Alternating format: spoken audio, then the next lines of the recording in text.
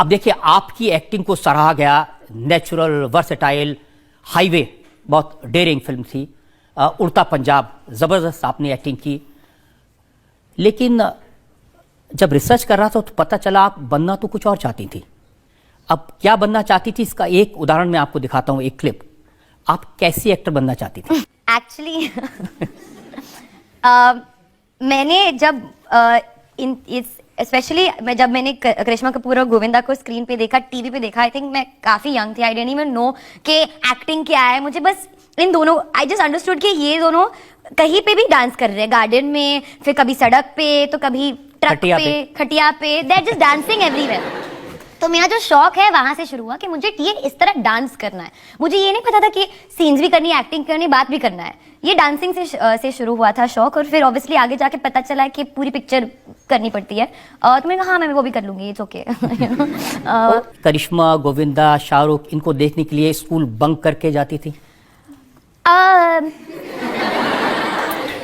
कभी कभी बंक करती थी, पर एक्चुअली संडेज को इतने सारे फिल्म्स आते थे तो मैं बस टीवी के सामने अपने आप को पाक करती थी और वहां पे बैठ के सारी फिल्में देखती थी। पर obviously every youngster goes through that time कि आप किसी फिल्म देखने के लिए बंक करना पड़ता है, क्योंकि इतना टाइम नहीं मिलता है, फिर पढ़ाई भी करनी है, मूवी देखना बहुत काम है। तो इच्छा थी पहली फिल्म करें, कुछ कुछ होता है जैसी? हाँ, मतलब उस टाइप की फिल्म, पर ऑलमोस्ट पूरी हो गई क्योंकि करण जौहर ने डायरेक्ट की थी, तो it is like a dream come true only to be directed by him. तो क्या एक्सपीरियंस था पहली फिल्म का? बहुत नर्वस थी? ऑब्वियसली मैं बहुत नर्वस थी। मैं सिर्फ 17 साल की थी जब ये सब हुआ। जब मैंने शूटिंग शुरू की तो 18 साल की हो गई थी उस टाइम पे। मुझे कुछ नहीं पता था। आई वॉज जस्ट इमिटेटिंग करण। मैं आज भी कहती हूँ कि अगर करण वो सीन्स इनैक्ट करके नहीं देते मुझे, तो मुझे नहीं पता मैं क्या करती। मैं बस इधर से उधर चलती रहती उस फिल्म में। उन्होंने पूरा परफॉर्म करके मुझे दिया। द ओनली मोमेंट वे जब मैं ऐसे मतलब मेरा जो आंख है वो एकदम खुल गया, वो गाने के टाइम पे था। इसी वजह से, क्योंकि मुझे पता है कि गाना जब प्ले होता है तो मैं एकदम खुल जाती हूँ and I feel very like at home. लेकिन वो गाना प्ले हुआ, खुली, उससे पहले आप अपने पापा महेश भट्ट साहब के दफ्तर में जाके बहुत रोई थी, बहुत आंसू बहाए थे? हाँ, एक्चुअली उन्होंने मुझे रुलाया था। मैं वेरी स्वीटली मैंने उन्हें मैसेज किया, पता नहीं क्यों। मैंने कभी ऐसे उसके पहले कभी नहीं किया था कि मैं पापा को मैसेज करके बोलूं कि मेरे अंदर क्या है। यूजुअली मैं काफ़ी सीक्रेटिव हूँ, अंदर ही रखती हूँ सारी बातें को। मैं कहीं जा रही थी और मैंने उन्हें मैसेज किया, पापा I don't know why I am getting very nervous. So he said come to the office. ठीक है, मुझे लगा हम बैठ के गुफ्तगू करेंगे अकेले। नहीं, मैं वहाँ गई। इमरान हाशमी थे वहाँ पे, मेरी बहन थी पूजा, मेरे चाचू थे मुकेश जी, और भी कई लोग थे। 7-8 लोग मिनिमम थे उस टाइम पे, क्योंकि जब मेरे पापा बैठते तो महफिल जैसे बन जाते, सब लोग साथ में ऐसे बैठते और वो बात करते हैं, वो वाला वाइब था एग्जैक्टली। और मैं अंदर गई ऐसे मतलब मैं स्माइल नहीं करी थी, मैं थोड़ी सी वैसी थी। And he said Alia's feeling very nervous, come stand in the middle of the room. So I said okay, ये क्या है? तो he made me stand, almost Aapki Adalat जैसा ही माहौल था वहां पे। और वहां खड़े होकर उन्होंने मुझे बोला कि please now you tell us how you are feeling, आपको कैसा लग रहा है। तो पहले मैं बहुत इरिटेट हो गया, पापा ऐसे होते हैं क्या, कि मैं जब एकदम स्पॉटलाइट में डाल रही, ठीक है ऐसे okay fine. And I started talking, और बात करते करते मैं रोने लगी। मेरा सबसे बड़ा फियर ये था कि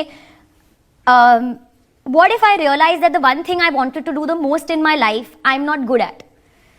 सो I was getting scared to participate because I was thinking कि what if I find out that I am not good at it, that will be like my worst nightmare.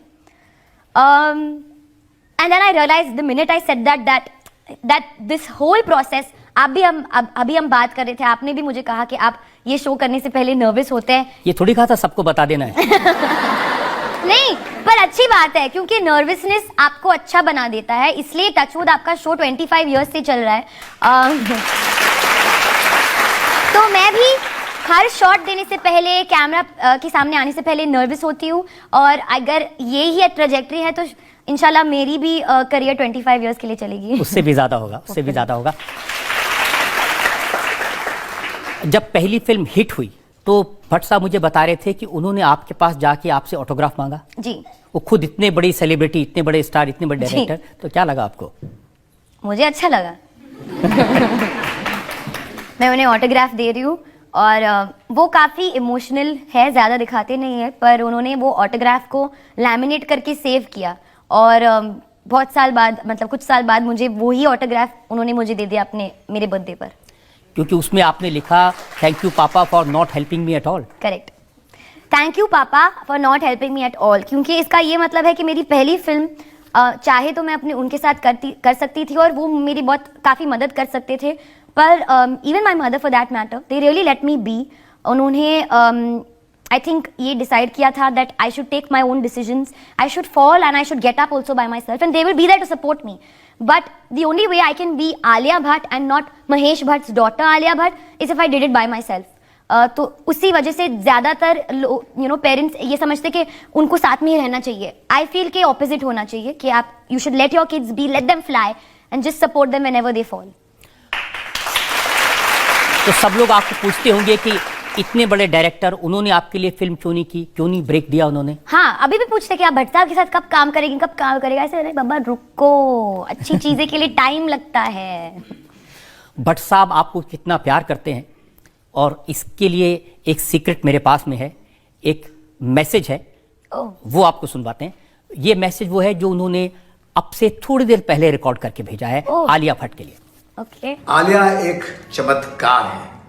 अब देखिए ना रजत जी, आपकी अदालत तक पहुंचने में मुझे 50 साल लग गए और आलिया 25 साल में पहुंच गई। अब ये चमत्कार से कुछ कम है कि इतनी छोटी उम्र में उसने इतना कुछ हासिल कर लिया। लोग कहते हैं और सही कहते हैं कि ब्रांड महेश भट्ट जो कब्रिस्तान तक पहुंच ही गया था, उसे इसने दोबारा एक जन्म दिया है। और मेरा ये सौभाग्य है कि मेरी औलाद ने ये किया है, क्योंकि जब आपकी औलाद आपके आगे निकल जाती है तो आपको अंदाज़ा ही नहीं है कि आपके दिल में कितनी खुशी का एहसास आपको घेरता है। आलिया, ये इब्तिदाए इश्क है, बस अभी तो सिर्फ सरफेस को ही स्क्रैच किया है। मीलों लंबी दूर की ये जर्नी है, बहुत कुछ हासिल करना है। होश संभाल कर रखना, क्योंकि यहाँ पर लोग बहुत आसानी से बेहोश हो जाते हैं। ये हमारा इतिहास जी जी के कहता है। Get close to people, learn from people and share all your assets and wisdom with the people. Love you.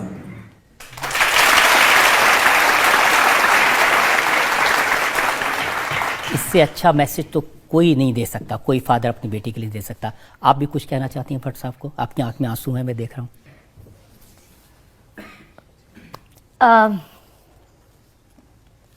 I think यही कहना चाहती हूँ कि महेश भट्ट कभी कब्रिस्तान तक नहीं पहुँच सकते। उनकी वजह से आज मुझे लगता है कि the reason I people ask me कि आप इतने अलग रोल्स कैसे करते हैं, you know how do you understand your characters, and I think the only reason that is happen is because of my upbringing. उनकी वजह से, मेरी मम्मी की वजह से। सो थैंक यू, क्योंकि अगर आप ना होते देन जो मैंने किया है, आपको प्राउड भी महसूस किया है, वो भी नहीं कर पाती। So thank you.